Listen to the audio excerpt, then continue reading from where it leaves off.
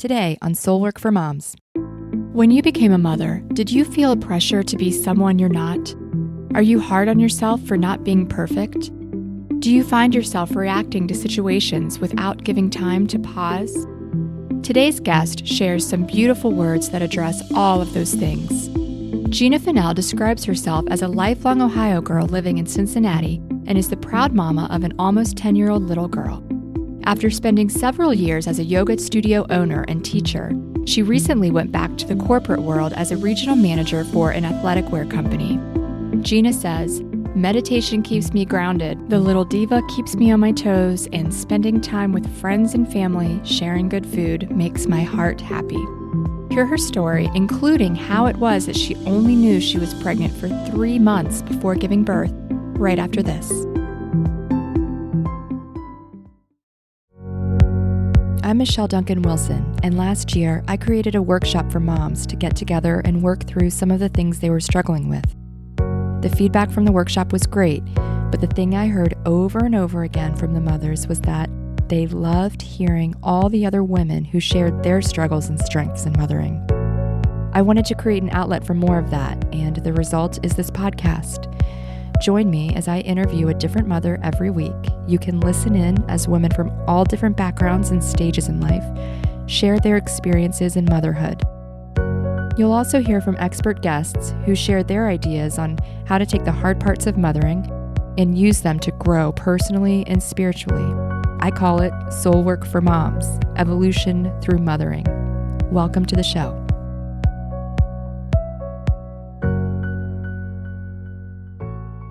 Gina, thanks so much for being on Soul Work for Moms. Oh, thanks for having me. So take a minute and tell us a little bit about who you are, what you do, and a little about your family. Oh, okay. So I am 40 years old. Been in Ohio off and on most of my life, but I'm pretty proud to call Cincinnati here my home. I'm a single mom. I have a almost 10-year-old daughter named Eva. I love to refer to her as the super diva, Eva. She's in 4th grade. And I'm also a proud mom of 2 fur baby pit bulls and my sidekick here, my kitty Spike Dudley. So, I have a well-rounded little crew here. We have a lot of fun together living here in Mount Washington.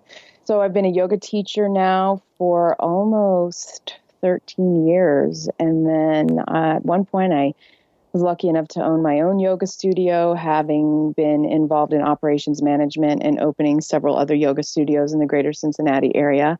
And just recently, this past fall, I was able to transition my studio over to a longtime friend and student, so that I can go back to being a yoga studio non-owner / teacher, and focus on my daughter and my full-time job in retail operations management. So got a lot of stuff going on. And really one of the things I'm most excited for this year is coaching Girls on the Run again. We start that up at my daughter's school here this week. So cool. Exciting times. Yeah. That's a great program. My daughter did that when she was younger.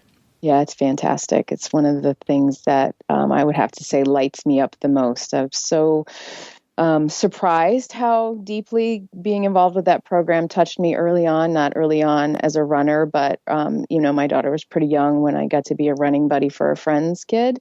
And then having brought that program to Sands Montessori and now being able to coach on a team that Eva's able to participate in is pretty rad. So I'm looking forward to a great season. Awesome. Do you mind sharing your journey of becoming a mother with us? Sure. So, it's a pretty crazy journey. And interestingly enough, for our conversation here today, it kind of ties back to my spiritual journey. So bear with me as I tell you my little story here. So I started yoga like literally the day after 9/11. It's kind of an easy / weird day to remember. So after long time of friends like pushing me, you should try this. I mean, I was an athlete to some degree. I skateboarded, I rode bikes, I did a lot of independent stuff, but weather changes in Cincinnati, winter comes, fall happens, and I'd go inside and get a little crusty around the edges, so to speak, in terms of my behavior. So anyhow, long story short, like the rest of the world at the time, we were all kind of wondering what was happening. I was particularly vulnerable on one hand, and maybe the other hand, I just wanted my friend to get off my back about going to yoga. So I said, fine, I'll go. And that was the beginning of coming home to myself. So I rolled out my yoga mat in a class that was way over my head, harder than I had any business being in. I got up the next day and couldn't touch my toes, and I decided that I needed to keep doing that. So within a matter of months, I dove deep into my spiritual practice. I didn't necessarily call it that at the time, but I knew that something was happening on the yoga mat that got me into my hands and feet and got me out of my head. And not that I was afraid of or denying what was going on in my head, but just like every other person in the human condition, like we all get really attached to our thoughts. And here in yoga, I was able to create some space around thoughts and find some awareness around the stuff underneath. So physical yoga happened very, very quickly for me. And within months, I started seeking out meditation practice. For lack of a better way to put it, Michelle, I dove in hardcore. I was in between jobs at the time. I spent months and months and months just doing my practice, meditating, living my life. Along the way, I took on some odd jobs just to kind of figure out what it was that I wanted to be when I grew up, having left the corporate world for a while. And in that space, a good friend of mine had nudged me to try yoga teacher training. And I was like, what? I'm not a yoga teacher. I'm hardcore. I'm a punk rocker. I don't teach yoga. I go to yoga. So anyhow, I go to yoga teacher training. I just turned 30 at the time. 29. And so I go to yoga teacher training. It was an all-encompassing yoga teacher training. We did 200 hours in 30 days. It was one of the coolest, bestest times of my life. I loved every moment of it. And unbeknownst to me, and that's the key part there, unbeknownst to me, I got pregnant during yoga teacher training. So I was with the same man for 22 years. We weren't trying to have a baby. We weren't not trying to have a baby. Actually, maybe we were kind of not trying because I was on birth control at the time, but it was a conversation. We were talking about starting to have the family. I didn't know I was pregnant. I finished yoga teacher training. I'm teaching yoga for my primetime job. And right around September 24th, and I know it was September 24th of, 2004, because it was my best friend's wedding day, I was meditating. And I was meditating at the yoga studio because that was a time in my life. I could practice yoga all day. I could meditate. I could teach. It was like a dream. I was meditating and this vision came to me. And I'm not that meditator that has visions. I spend most of my time returning to my breath.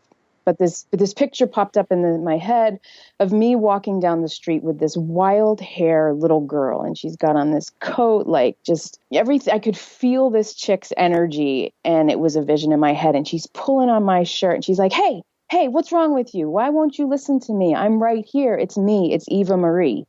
Oh my gosh. And I was like, what the heck is that? So anyhow, I was like, okay, meditating sensations arise. Took a breath, went back to my thing, but it was a strong enough thing that I remember saying to my husband at the time after, I'm like, dude, this was crazy. Check this out. This is what came up in my meditation today. I told him the whole story as I just told you. And he was like, oh, wow, that's something.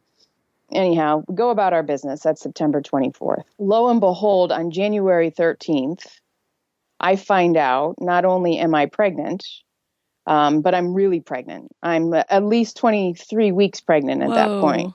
Yeah.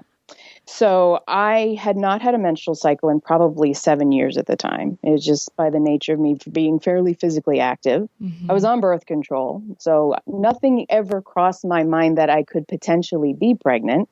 And I was the healthiest and fittest I'd ever been in my life because I was doing the yoga teacher training. And here I am all of a sudden, what was a fairly rock hard core was turning into a rock hard core with a bump. And I'm looking down at myself and I'm like, oh my God, I've got a tumor. So I Google, every American does what's, a WebMD. Yeah. And they take me to AmericanPregnancy.com. I'm like, that's bull. So I'm going to go and I'm going to get a pregnancy test. Just to make sure when I go to the doctor, I can have an educated conversation. Well, 5 trips to Walgreens and 5 pluses later, I'm pregnant. I go to the doctor the next day. I not only find out I'm pregnant, I have an ultrasound and I get to meet Eva. So the doctor's like, do you know what you want? Do you want to know what you're having? I looked at Adam, my husband at the time. I said, we know her name is Eva. She's already introduced herself to us. Wow, I've got chills right now. Yeah. So I found out on January 13th, I was pregnant with Eva. And then Eva, being the firecracker that she is, showed up 8 weeks early. So Whoa. Eva was born on April 15th at 2 pounds, 9 ounces.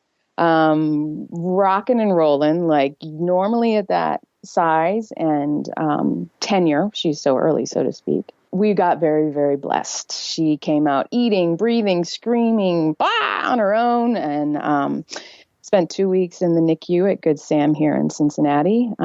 Just so, they don't send you home with a 2 pound 9 ouncer. Instead, they sent me home with a 3 pound 2 ouncer. And there she was. My journey through motherhood started as a whirlwind, as it's been very much almost every day since. So, yeah. Wow. I bet you weren't expecting that, huh? No.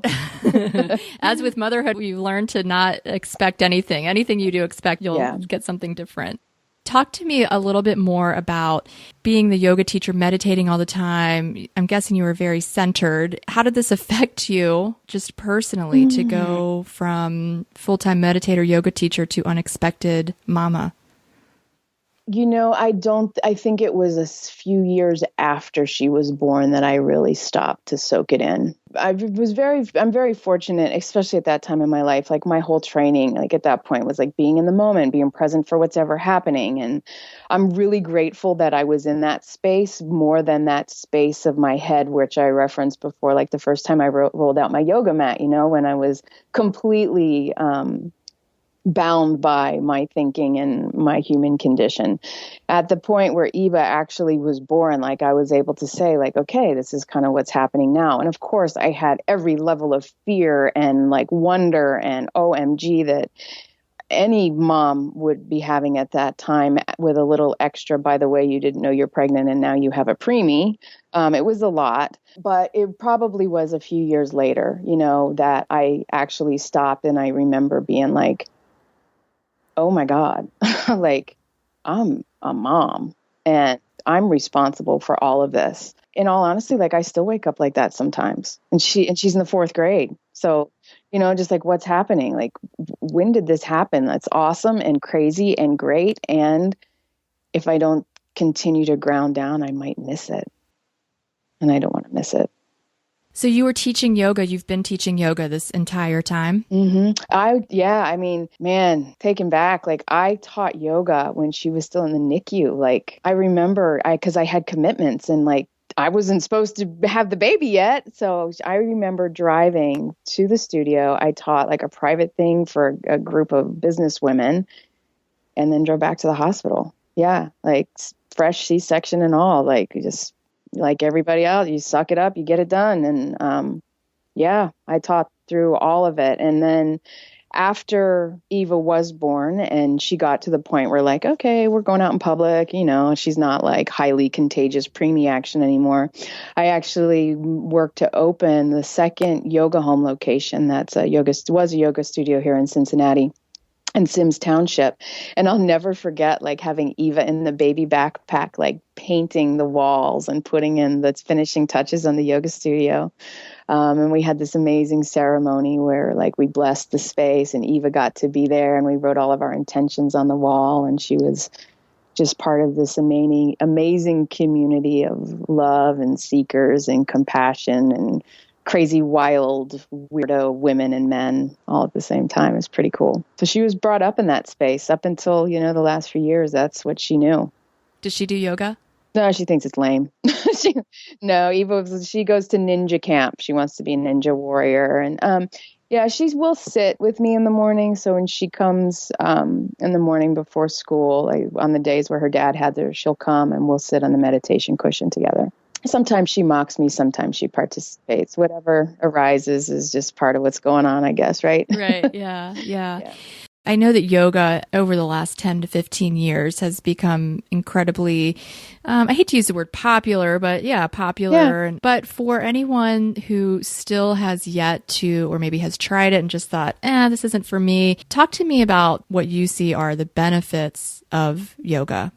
Well, one of the things that's made it so popular, to your point, in the last 10 to 15 years is that there's a physical benefit of practicing yoga.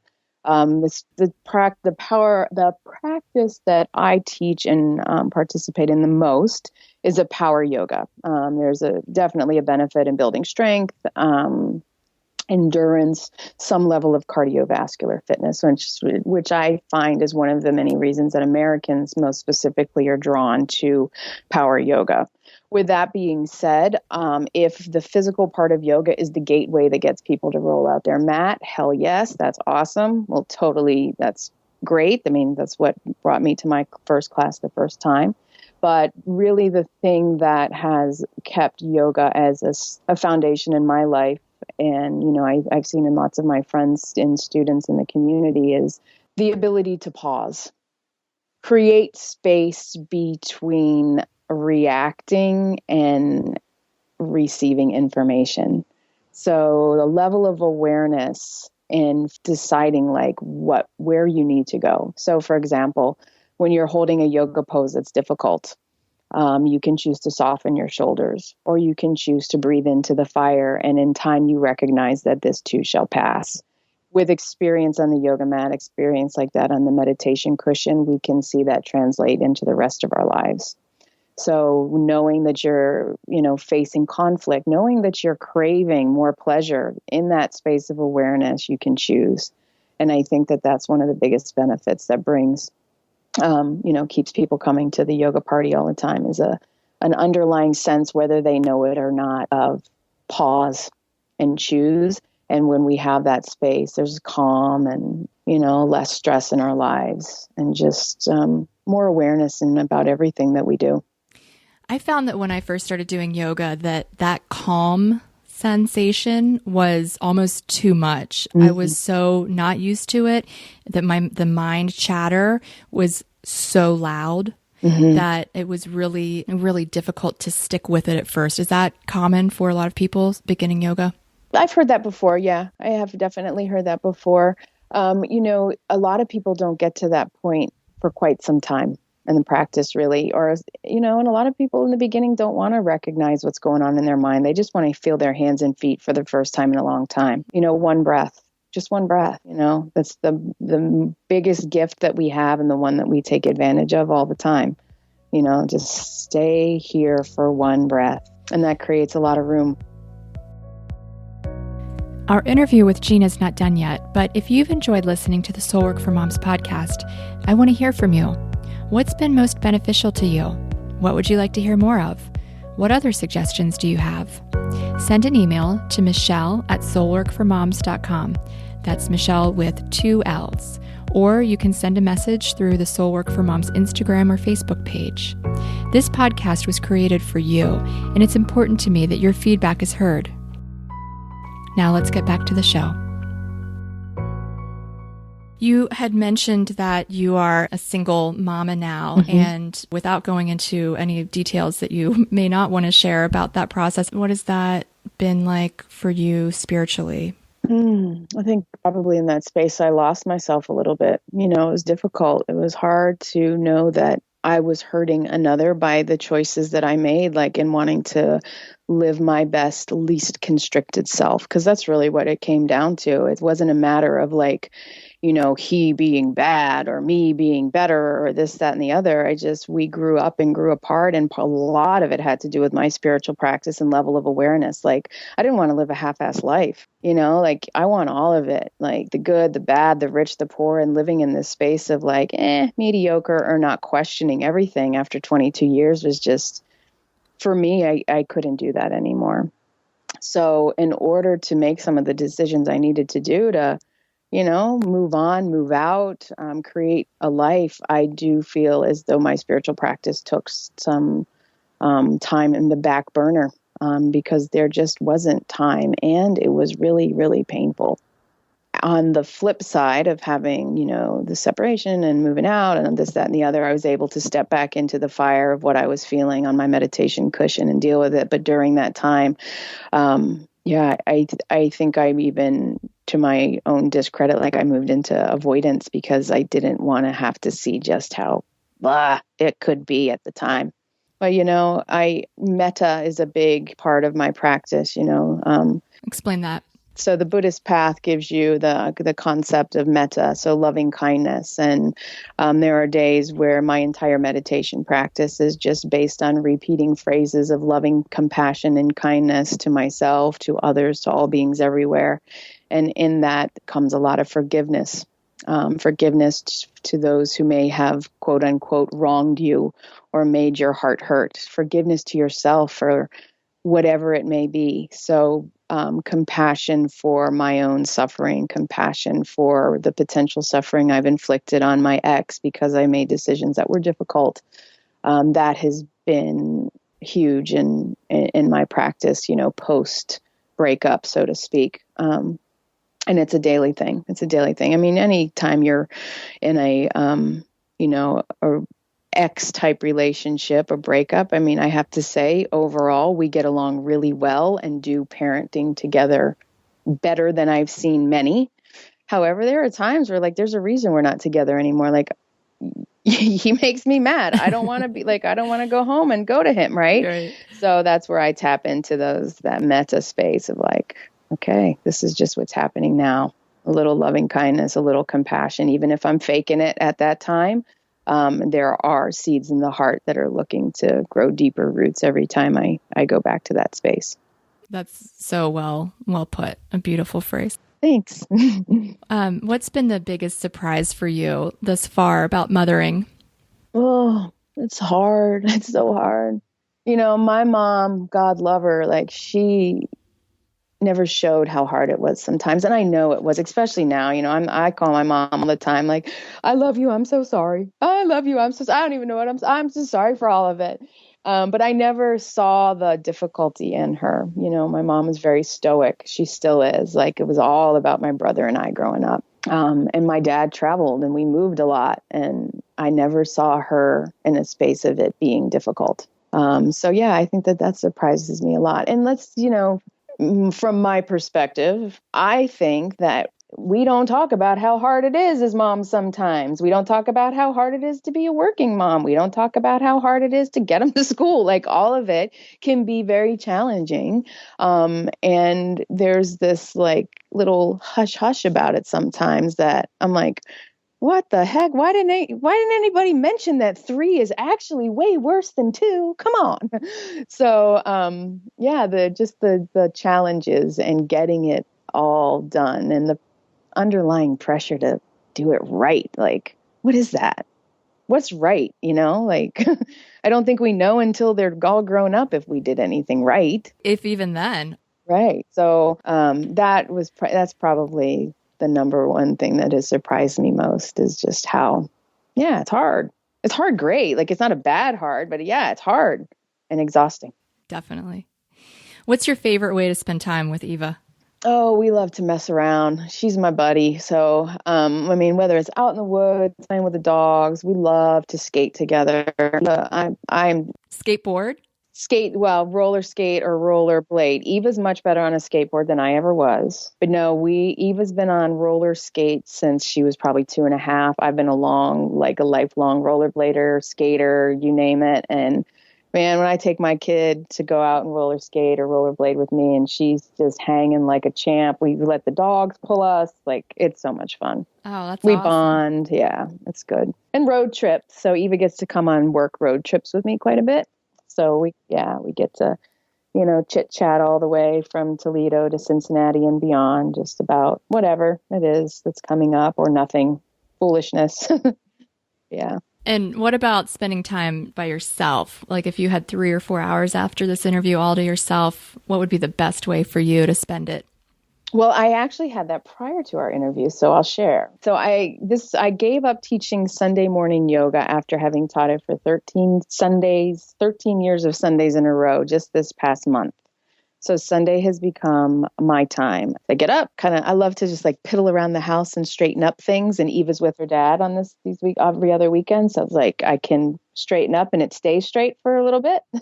And then I love to run. So I run the dogs, and then I can meditate without having to set a timer. I just can sit until I decide it's time to get up. Yeah. And just enjoy that space of not having a million things on the to-do list. Cool. We've touched on this, I think, in a lot of ways, but how have you grown since becoming a mom? Wow. In every way, and then in no ways. I mean, I think for a while, especially like because of the whirlwind way Eva came into the world, like, oh, by the way, you're pregnant for 3 months and here you go. And yada, yada, yada. Like I thought I needed to be somebody else, or I needed to be something different. I needed to be something better. And I don't know what that looks like or what I was thinking, but like, there's a new label. You are now Eva's mom. So this is what you need to be. So I tried hard to be everybody's everything. And in the meantime, I realized I was nothing for her. And then, I was nothing. It wasn't authentic, like I don't need to show up and volunteer for all of your stuff to make you happy. Like I need to find a happy middle ground that works for us. So I tried to change really for a long time because of whatever external expectations I thought were out there. And what I've come back to is just to be me and be particularly vulnerable and messy and teach Eva that it's way okay not to be perfect. Yeah, cool. If there is one thing that you want Eva to remember about her childhood, what would that be? Probably the same thing, that everything is beautiful even when it's messy. Like it's okay, and we don't have to be perfect to be perfect. Fall down, get back up. And that's what like a richness of life looks like. And one more question, Gina. If there is one thing that you would want all mothers to know, what would that be? This too shall pass. Whether your muscles are burning in yoga class or you're dealing with a challenge in your life, this too shall pass. Something my father would often say to me. So many thanks to Gina Fennell for sharing her journey with us today. If you'd like to link up with Gina, there's a link to her Instagram in the show notes. Just go to soulworkformoms.com and click on the picture with her name on it. This week's Soul Work action step is to do a 5-minute meditation of metta. I've included a link in the show notes for some detailed instructions, but it looks something like this. For the first minute, practice loving kindness for yourself. You can repeat a phrase like, "May I be well and happy." For the second minute, imagine a dear friend. Feel loving kindness to him or her and repeat, "May they be well and happy." On the third minute, think of someone you are neutral towards, maybe someone you see around town often. Feel the loving kindness and repeat, "May they be well, may they be happy."